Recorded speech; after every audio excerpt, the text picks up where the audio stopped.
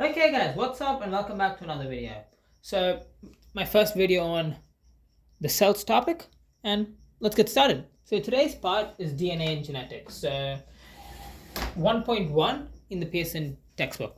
So let's get right into the video. What is DNA? DNA. DNA is nothing but the short form for deoxyribonucleic acid. So deoxyribonucleic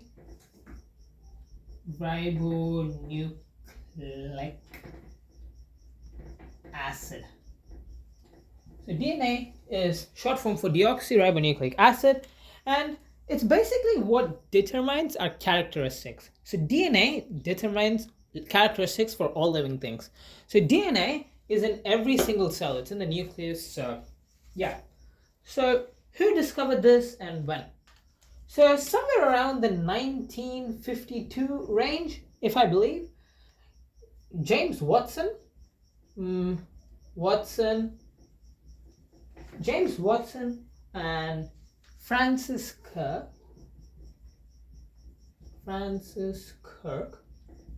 James Watson and Francis Crick invented the model that we use today, the structure. So because they invented that, we call today's model the Watson-Crick model.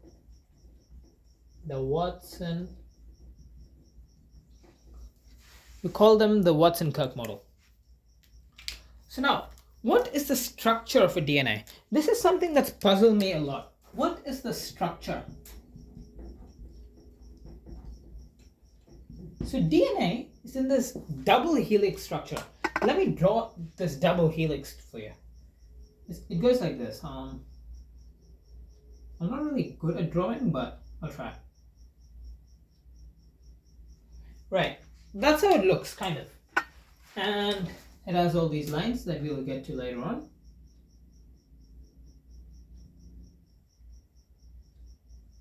But this is what they mean by the double helix. So it has two helical strands, one on each side. So it's basically a ladder, but twisted around. So that's what the double helix stands for.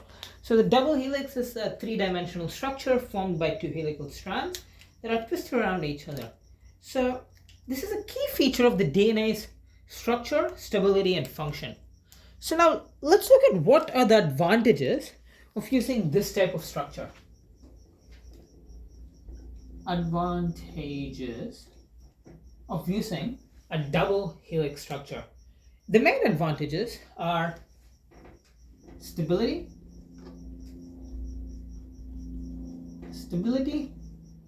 then let me try to recollect. Stability,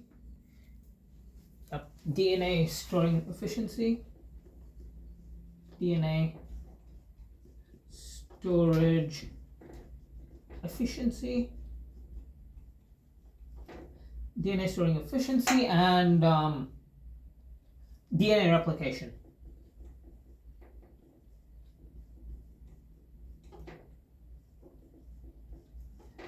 Right, so with all that listed out, let's go in detail. How are these advantages? So looking for stability, right?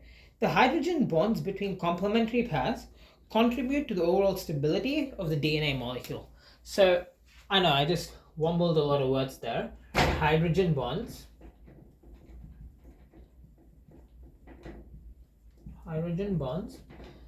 And then I said something about complementary bearings. So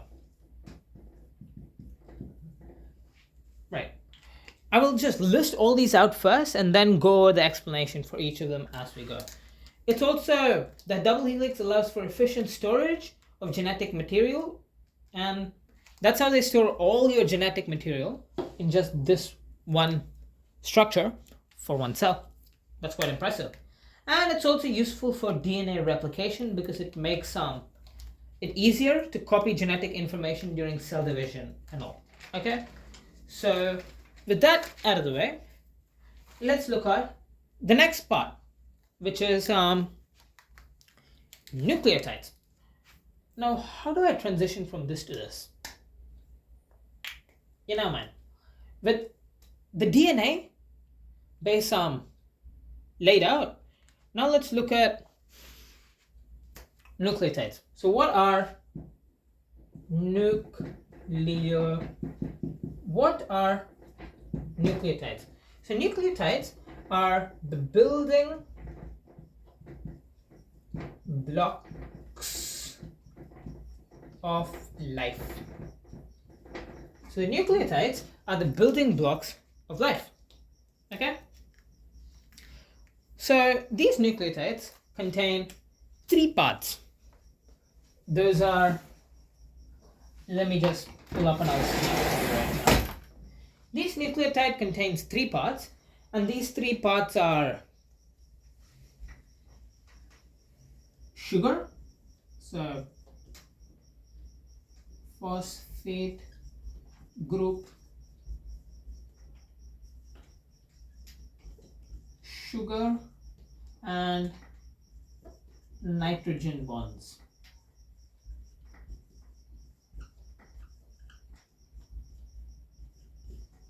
Right, so nucleotides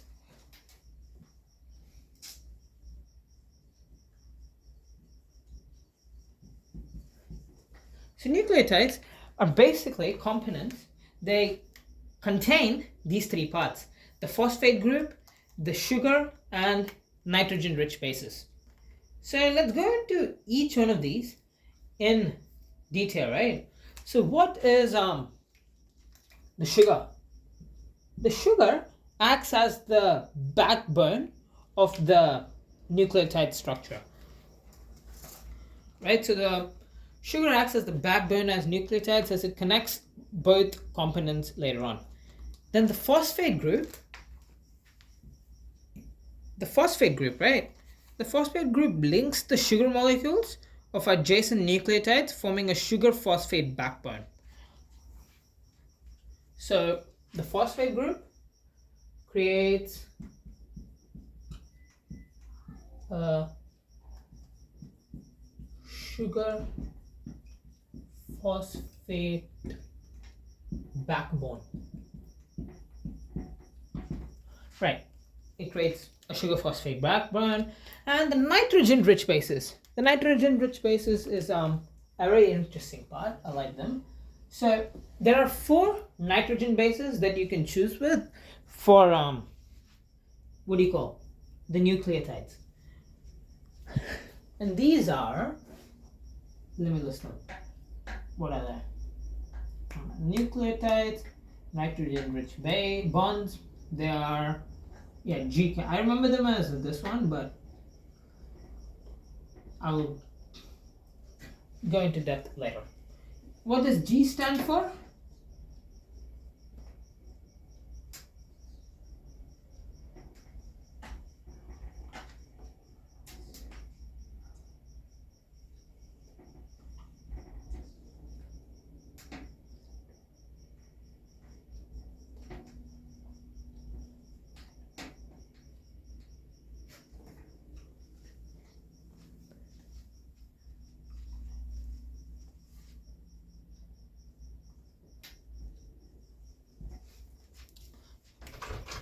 Right. Okay. So what I've listed here, right? These are just 4 different bases, okay? 4 different bases that make up the nitrogen bonds. So we don't really need to go into detail, but they're just made up of different chemical structures. So what's interesting about them is this rule called complementary base pairing. Complementary base pairing, right? So complementary base pairing is a rule that says that these pairs, right, can only be added or joined together in one possible way, and that is guanine, Guanine, can only be joined or combined together with cytosine, and adenine can only be joined together with thymine. I like to remember this as GCAT. I don't know, it works for me. It's easy to remember, and Yeah, that's complementary base pairing. Now, we are moving on to genes. Okay, now to our next part of the same video, but our next part is genes and chromosomes. Okay, let's start off with chromosomes. Chromosomes. So what are chromosomes? I'll draw a picture for you.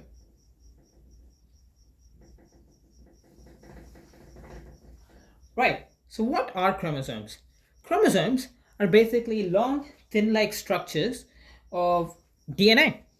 That are basically chromosomes. They're long, thin-like structures found in the nuclei of all cells in the body. They're made up of DNA and protein.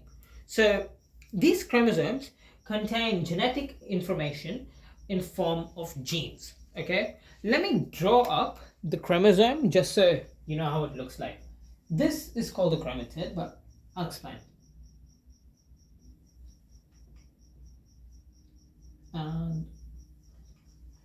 Right.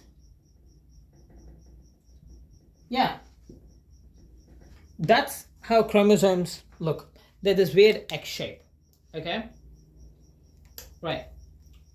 So now what can we say from these chromosomes? No, that's a dumb question. I'll rephrase it.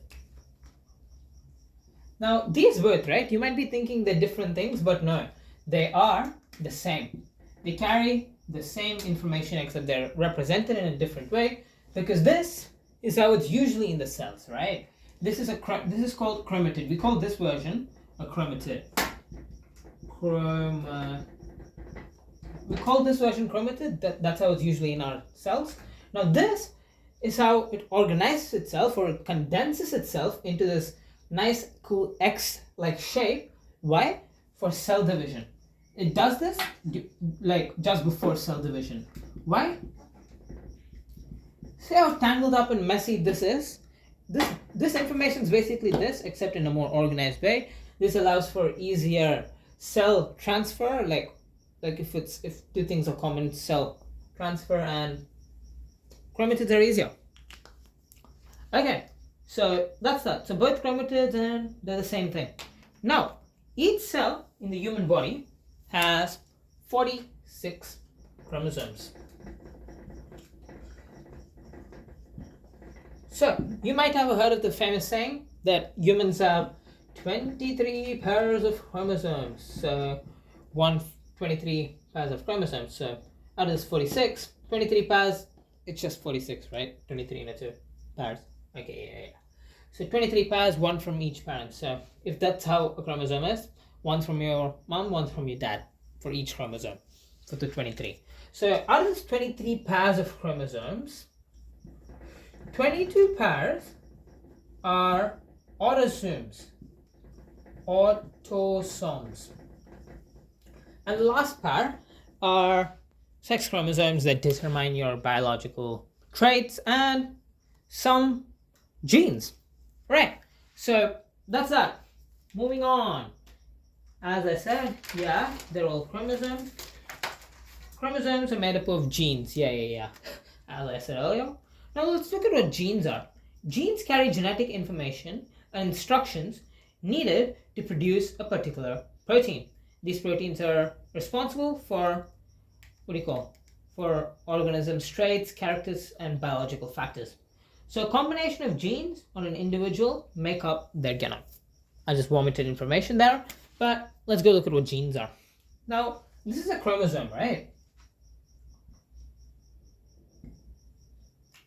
On this chromosome, genes can be found on particular areas. So, that could be a gene. And what are genes? Genes are just DNA, but it stores. Genes are basically where your DNA is stored.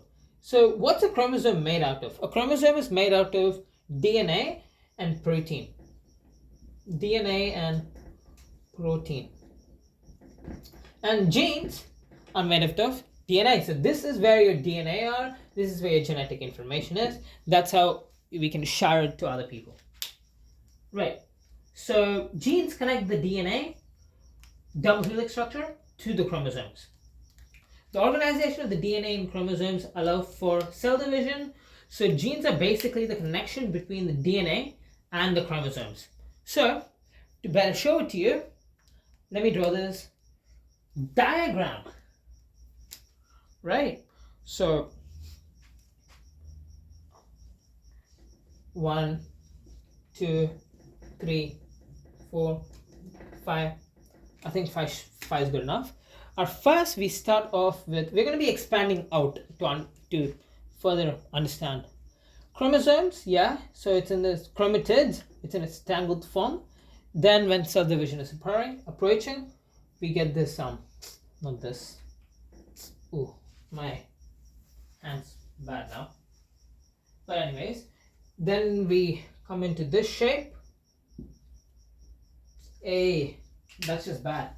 Let's draw a proper chromosome, Sukesh. Comes into this shape. Okay, now it's just that. I'm not bothered to do it again. Then on these, we do know that our genes are located at particular spots. And then inside these genes are our DNA molecules, as you know. So let's just draw that big. Our DNA molecules are there inside the genes. And if you go further into the DNA molecules, we get nucleotides. So inside each circle, we get nucleotides. So they're made up of 3 things, as you know. What are they? Come on. Yeah, that's right.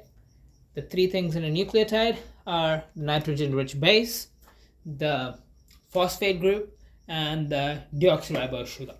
So, guys, with that all out of the way, we are done for this part of the question.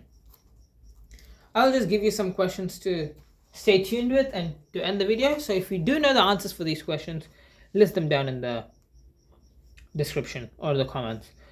Question number 1, what is meant by complementary base pairing? Question number 2, where is the DNA found in an organism? Question number 3, list 3 components of a nucleotide that it's made out of. And question number 4, name the 2 scientists that successfully described the structure of the DNA. With that, have a good day.